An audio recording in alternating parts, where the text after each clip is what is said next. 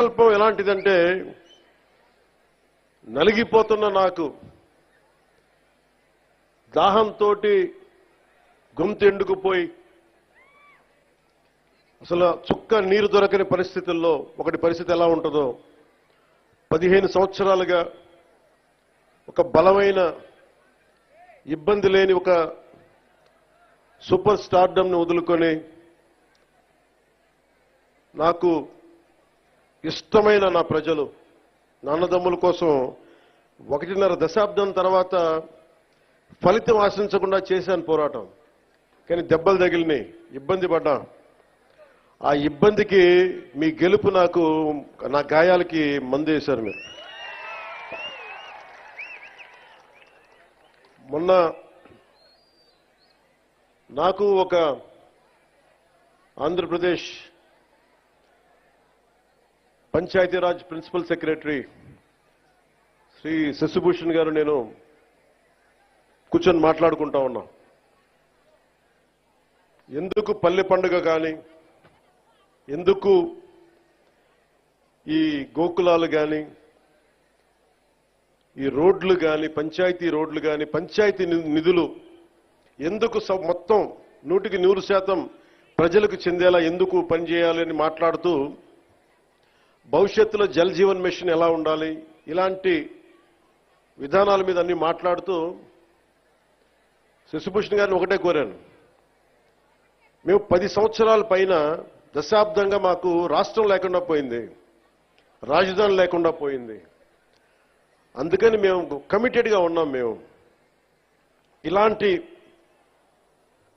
రాష్ట్రానికి నేను మీ నుంచి కోరుకుంది ఒకటే, మీరు మనస్ఫూర్తిగా మీరు సహకరించమని ప్రతి అధికారిని కోరుకున్నా అని ఆ సందర్భంలో ఒక విషయం తెలియజేశాను.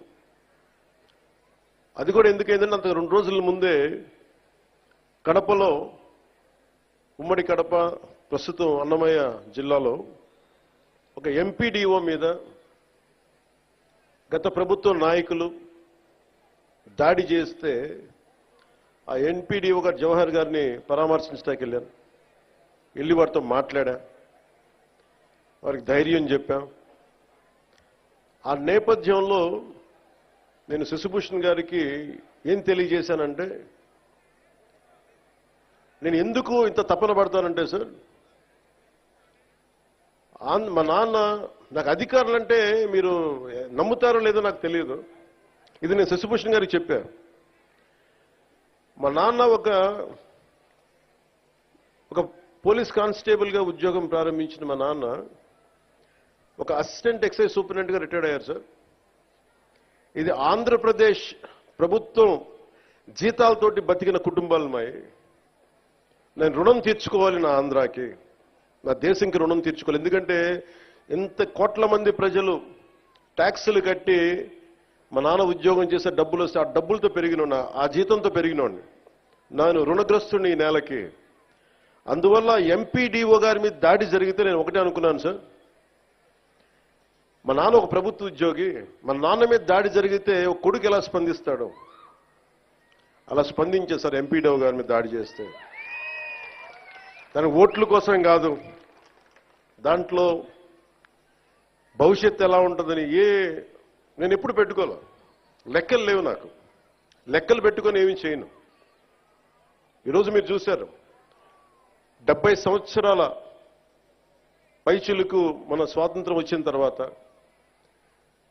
డోలీలతోటి కొండ ప్రాంతాల నుంచి ఇంకా గిరిజన ప్రజలు కొంతమంది, కొన్ని గ్రామాలు ప్రత్యేకించి చెప్పాలంటే 400 కుగ్రామాలు, 419 కుగ్రామాలు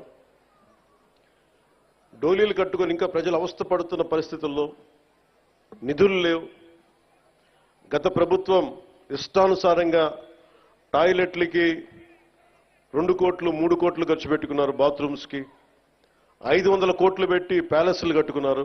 ఇష్టారాజ్యంగా చేశారు. రంగులు వేయడానికి కొన్ని 100 కోట్లు, రంగులు తీయడానికి 100 కోట్లు, 1000 కోట్లు దుర్వినియోగం చేశారు. ఇలాంటి పరిస్థితుల్లో, డబ్బు రాని పరిస్థితుల్లో కూడా, డబ్బులు లేని కట్టకట అంటున్న పరిస్థితుల్లో కూడా గౌరవ ముఖ్యమంత్రి గారి దృష్టికి, నారా చంద్రబాబు నాయుడు గారికి దృష్టికి తీసుకెళ్తే నేను చెప్పాను, ఇట్లా ఇబ్బందిగా ఉన్నాయి సార్. అక్కడ పాపం చాలా కష్టంగా ఉందంటే ఆయన పెద్ద మనసుతోటి ఒక 39 కోట్లు శాంక్షన్ చేశారు. అలాగే మనందరం గర్వించే మన ప్రీతం ప్రధాని శ్రీ నరేంద్ర మోదీ గారు కేంద్రం నుంచి వచ్చిన నిధులతోటి కలిపి 70 సంవత్సరాల ఈ పాలనలో 5 సంవత్సరాల దుష్ట పాలనలో వాళ్ళు మర్చిపోయారు. అంటే ఓట్ల కోసం బుగ్గలు నిమరటం, తలకాయలు నిమరటం ఇవి కాదు. కష్టం ఉన్నప్పుడు పక్కన ఉండాలి.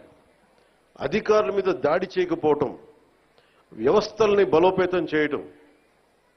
అందుకని ఈ రోజున రోడ్డు పడింది అంటే మీరు పిఠాపురంలో గెలిపిస్తే ఆ గెలిచిన వ్యక్తి రోడ్లు లేని వాళ్ళకి రోడ్లు చేయడానికి ఎంతమంది సహకారంతో,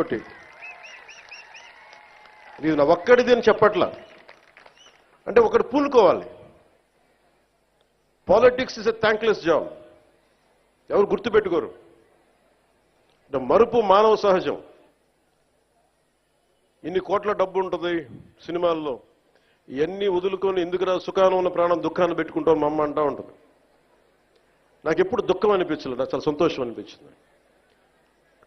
చెప్పులు లేకుండా మట్టిలో నడిస్తే, రోడ్లు బహిర్భూమి అంతా నిండిపోయి మలమూత్రాదాలతో నిండిపోయి అలాంటి రోడ్ల మీద నడిస్తే నాకు సగటు మనిషి కష్టం, సగటు మనిషి బాధ, వాళ్ళ అవసరాలు